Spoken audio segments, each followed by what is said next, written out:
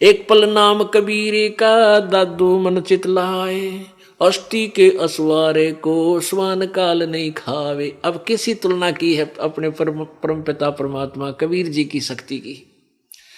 कि जो प्यारी आत्मा, जो पुण्यात्मा परमात्मा कबीर जी की शरण में आगे हैं पूर्ण संत के द्वारा, वैसे नहीं कबीर पंथी कर ना जाने कितने, उनका नहीं कोई,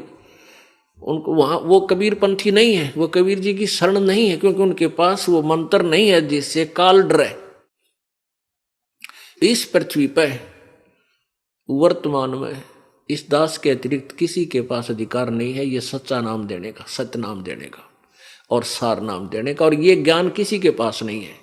ना कबीर पंथियों के पास है, औरों के पास तो होगा ही कहां। तो इसके अतिरिक्त किसी के पास भी ये नाम नहीं। तो इस नाम की कितनी महिमा है, जिसने परमात्मा कबीर जी का सच्चा नाम ले लिया इस दास के द्वारा, तो वो कितना काल की पहुंच से कितना दूर हो जाता है, कितना ऊपर उठ जाता है। जैसे हाथी के ऊपर बैठे किसी व्यक्ति को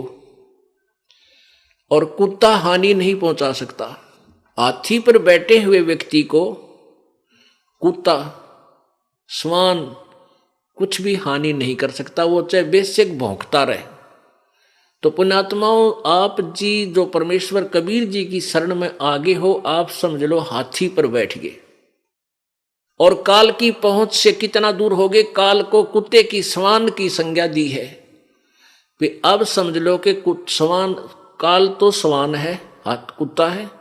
और आप हाथी पर बैठ गए, ये आपका कुछ नहीं बिगाड़ सकता। हाँ, यदि आप ही हाथी से नीचे उतर जाओगे तो पिंडी पाट देगा आपकी जाति। हाथी से उतरने का अर्थ है कि आपने यदि नाम तोड़ दिया, नाम टूट गया, तो परमात्मा की ओट हट गई, वो शरण थी, वो आड़ थी, जो सहारा था, मालिक ने वापस ले लिया,